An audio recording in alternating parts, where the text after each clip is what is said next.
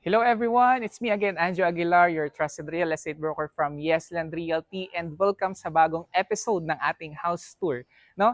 And today nandito tayo ngayon sa Sita Maria, located in Barangay Darasa, Tanawan, Batangas, para mabigyan kayo ng bagong project, no? Ang nasa likodan ko po ay Amaya Model Unit. Single attached po ito with minimum lot area of 84 square meter and usable floor area of 88 square meters. So complete turnover po tayo dito with 3 bedrooms, 3 toilet and bath, living, dining area, kitchen area. Meron pa tayong carport and take note, covered parking na po tayo. Plus, meron pa tayo ditong free fence and gate. So kung ano po yung makikita natin sa loob, yun po yung magiging actual deliverable ng unit. Ayan, so may commercial, no? So kung excited na kayo makita yung loob, so samahan nyo po ako, house tour ko kayo dito sa Amaya Model Unit ng Sita Maria. So tara! Ayan guys, so ito pong ating gate and fence po, included po yan upon turnover. So libre na po tayo pagpapatayo ng ating mga bakod. So dito po yung ating main gate, yan, para sa ating pedestrian. And ito naman po yung magiging car park natin. So kita po natin, no, covered na din, may bubong na. Upon turnover po, kasama po yan. So ito po ang ating unit na pinagbibidyuhan. Ito po ay corner lot with lot area po na 125 square meters. So medyo malaki po siya, no? Pero dun po sa ating standard inner lot po for Amaya model, 84 square meters lang po yung ating lot area. So dito lang po siya. Meron lang po tayo ditong approximately 1 meter lang po na excess setback para po meron tayong access going doon sa likod ng property. Pero pag sa inner po kasi, isa lang yung kasyang sasakyan natin, no? Dito kasi medyo dalawang SUV or malaking sasakyan kasya naman dito since mas malaki po yung ating lot area. So kung corner po ang prefer natin, as of today, meron pa tayong isang corner lot, 109 square meter naman po yung ating lot size. Okay? So dito naman po sa side na to, yan, pakita lang natin, mayroon pa tayo ditong ample space para sa ating garden, no? Pocket garden natin. And may naka-ready naman tayong hose or gripo para if ever magdidilig tayo or magka-car wash tayo. So accessible na yung ating water source. Okay? So pasok na po tayo. Ayan. Ang ating main door po is made of solid panel wood na door. Okay? So upon entering, ito po ang mag-welcome sa inyo, yung inyong magiging living area. Okay? Ang flooring po natin, anuhin na lang natin yung medyo maalikabok lang po, no? So hindi din masyadong nalinis yung ating model house. Pero ang flooring po natin is naka-tiles na siya, ceramic, 60 by 60 ceramic tiles na po yan. And dito din, kung mapapansin nyo guys, meron tayo ditong sliding window. Medyo malaki siya, no? Hindi siya normal na size ng sliding window. So mas maganda kasi mas yung ating pong lighting, di ba? And yung ventilation, mas maliwalas po sa ating living area.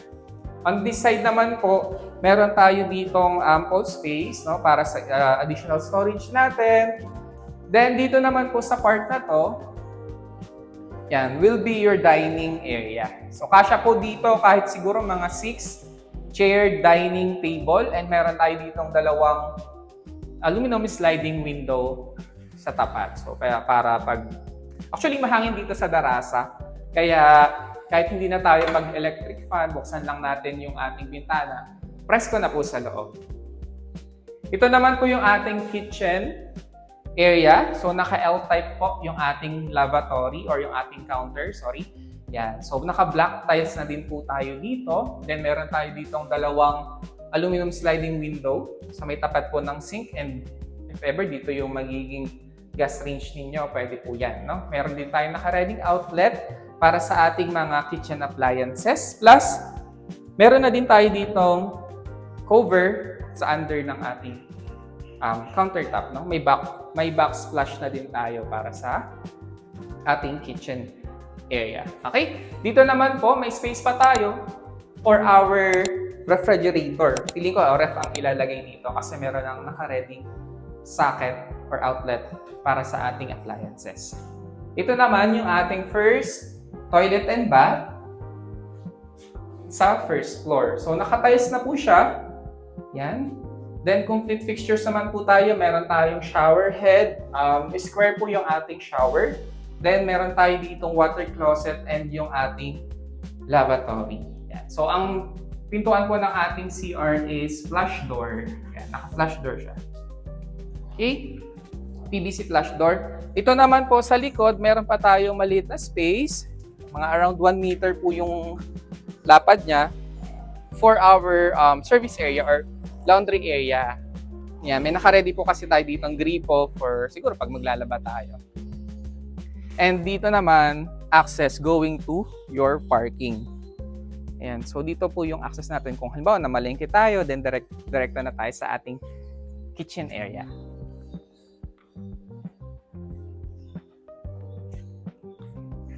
Okay, so ito pong pader na to, included na din po siya, no? So, all over the property, fence na, naka-fence na din po tayo. So, tara, sa second floor naman tayo.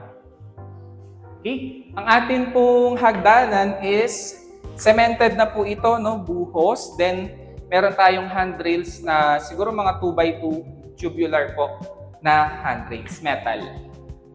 Okay, naka-tiles na din po tayo dito sa hagdan and even dito po sa ating second floor. Yan. So, naka 60x60 ceramic tiles na din po tayo dito sa second floor. And dito po sa second floor, yung ating 3 bedrooms. Then, meron tayo ditong isang common toilet and bath. And sa ating master's bedroom, may sarili siyang toilet and bath. Pasukin muna natin ito, ating first bedroom. Yan, again, complete turnover tayo. May ceiling na din tayo. And painted na po yung ating walls. So, dito po sa room na to is approximately 8 square meters tayo dito. Tapos, meron tayo ditong dalawang outlet, no? For your appliances. And meron tayong isang aluminum sliding window. Plus, if ever magpa-split type aircon tayo or window type aircon, may naka-ready na din po tayo ditong outlet. Okay? So, dito naman po yung ating second bedroom. Almost the same po siya nung ating first bedroom. Halos walang pinagkaiba po sa sukat and dun sa kung ano po yung meron dun sa ating second bedroom. Meron din siyang outlet for our air condition. So may dalawa din siyang bintana. Okay? And ito naman po yung ating magiging toilet and bath, common toilet and bath sa second floor. Kompleto din po siya, naka-tiles na din, and complete fixtures na din. Okay? Ito naman yung ating magiging master's bedroom. It's approximately around 10 to 12 square meters. So, mas malaki siya compared sa dalawang unang bedroom natin. Then, meron siyang sariling toilet and bath. Ito. Yan. Pakita lang natin. So, mas malaki po yung toilet and bath ni master's bedroom. And well, ventilated siya and well-lighted na din siya kasi may extra siyang bintana dito sa may taas. Yan, pakita lang natin.